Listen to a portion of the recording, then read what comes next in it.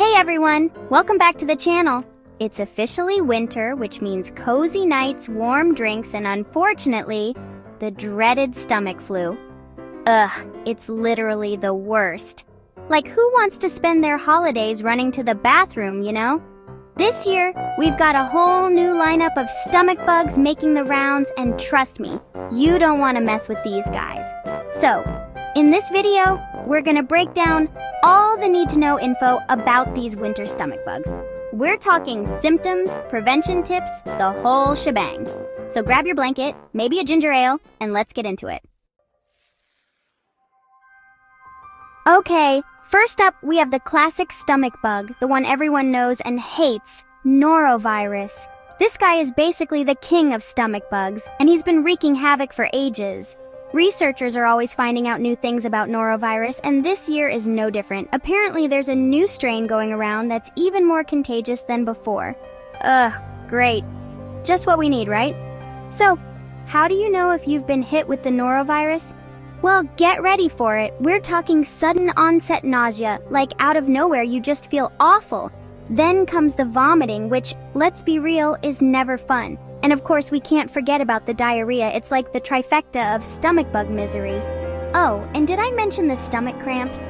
Yeah, those are pretty much a given with norovirus. The worst part is, this thing is super contagious. You can get it from contaminated food or water, touching contaminated surfaces, or even just being near someone who's sick. It's like it's lurking around every corner, just waiting to strike. But don't worry, we'll get to prevention tips later. For now, just be aware that norovirus is out there, and it's not messing around. Next up, we have rotavirus, which is often thought of as a childhood illness. But guess what? It can affect adults too. And let me tell you, it's not any more pleasant for us grown-ups. Rotavirus cases have been on the rise lately, and scientists are still trying to figure out exactly why. But one thing's for sure. This virus is highly contagious, especially in places like daycare centers and schools. But here's the thing, adults can get it too, especially if they're around young children who are sick. So, if your niece, nephew, or like your best friend's baby has been under the weather, be extra cautious. Now, the symptoms of rotavirus are pretty similar to norovirus: vomiting, diarrhea, stomach cramps, you know the drill. But one thing that sets rotavirus apart is that it can also cause fever and dehydration, which is definitely not something you want to mess with.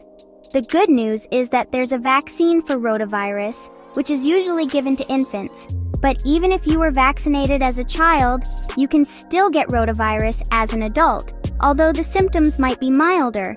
So yeah, rotavirus is definitely one to watch out for this winter, whether you're a parent, a teacher, or just someone who spends time around kids.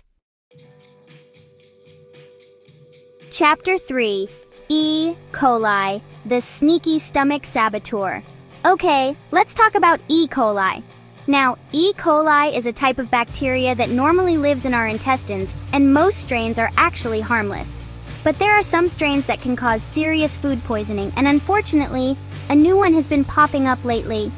This new strain is particularly nasty because it produces a toxin that can damage the lining of your intestines. And when your gut lining is damaged, it can lead to a whole host of problems like inflammation, nutrient deficiencies, and even autoimmune disorders. So, how do you know if you have an E. coli infection? Well, the symptoms can vary depending on the strain, but some common ones include severe stomach cramps, diarrhea, often bloody, vomiting, and fever. Now, the most common way to get an E. coli infection is through contaminated food, especially undercooked meat, unpasteurized dairy products, and raw fruits and vegetables. So if you're ever unsure about the safety of your food, it's always better to err on the side of caution and cook it thoroughly.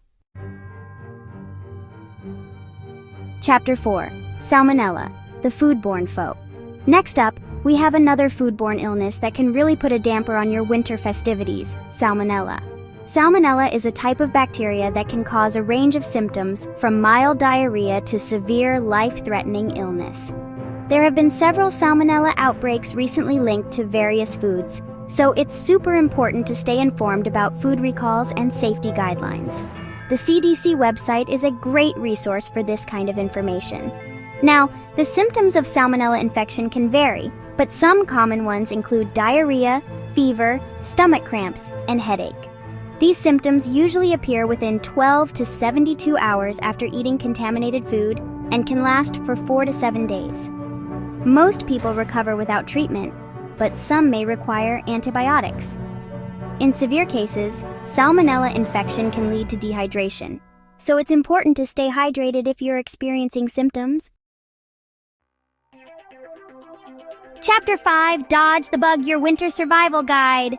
Okay, so we've talked about all the scary stomach bugs that are going around this winter. Now let's focus on the positive, how to protect yourself and your loved ones from these nasty germs. First and foremost, wash your hands. Like, seriously, wash your hands like it's your job. Wash them before you eat, after you use the bathroom, after you touch anything in public. You get the idea.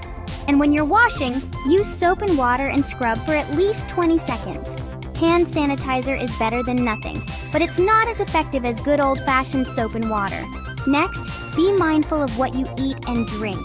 Avoid undercooked meat, unpasteurized dairy products, and raw fruits and vegetables unless you can wash them thoroughly. And when it comes to water, stick to bottled or filtered water, especially if you're traveling to areas with questionable water quality. Another important tip is to disinfect surfaces that are frequently touched, like doorknobs, light switches, and your phone. You can use disinfectant wipes or a spray bottle with a bleach solution. And last but not least, if you're feeling sick, stay home. I know it's tempting to power through it, but staying home when you're sick is the best way to prevent spreading germs to others. Plus, resting will help your body fight off the infection faster.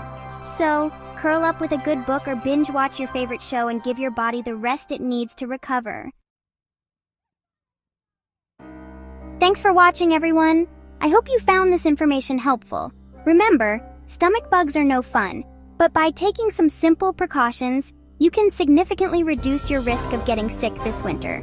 Don't forget to like this video if you found it helpful and subscribe to my channel for more health tips and updates. And as always, stay healthy and see you next time.